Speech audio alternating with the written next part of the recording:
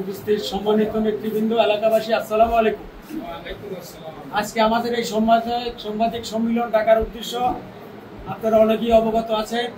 দীর্ঘ 17 বছর ব্রিটিশ সরকারের বিরুদ্ধে আমরা চনপাড়া বিএনপি অঙ্গ সংগঠনের নেতৃত্বে আমরা বাংলাদেশ জাতীয়তাবাদী দলের পক্ষে বিভিন্ন সভা সমাবেশ করে আমরা এরকমও লোক আছে 30-40 আমাদের এই শামীম যুবদলের থানার সাবেক যুগ্ম সম্পাদক শামীম মিয়া, ওনার ইতিহাস আছে, আপনারা জানা দেখবেন, এবং দেশবাসীর কাছে এবং বিশেষ করে প্রশাসনের কাছে, এবং আমাদের নেতা মোস্তাফিজুর রহমান দীপুর সহ এবং বাংলাদেশ জাতীয়তাবাদী যুবদলের কেন্দ্রীয় জেলা এবং থানা শাখা, জেলা এবং থানা এবং কেন্দ্রের এদের কাছে আমরা জোর দাবি জানাচ্ছি, আপনারা খোঁজ খবর নিয়ে দেখবেন এই শামীম মিয়া 17 বছর এই চনপাড়া বিএনপি গাড়ি টিকে রাখছে।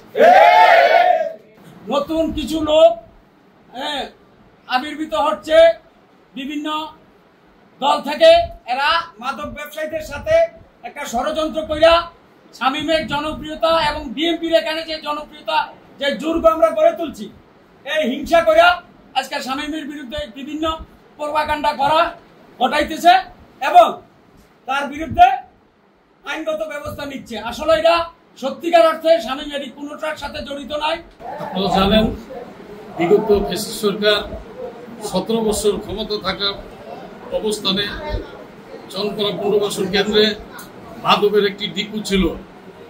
আমরা 5 আগস্টের পর জাতীয়তাবাদী দল সহ এই শামীমের নেতৃত্বে অত্র এলাকা থেকে মাদকের বিরুদ্ধে সংগ্রাম করে মাদক পরিপূর্ণ আমরা বন্ধ রেখেছি।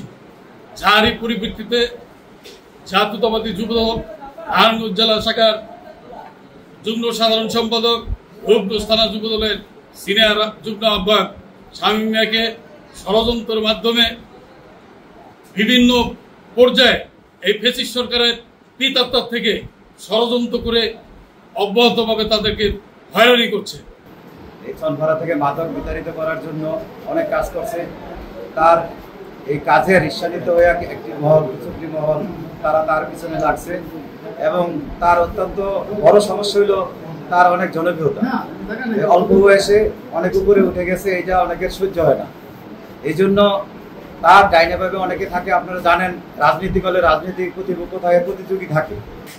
আমার নেতা শামীম মিয়া দীর্ঘ 17 বছর তার পিছনে হাজার হাজার লোক নিয়ে দীপু ভাইয়ের পিছনে রাজনীতি করছে।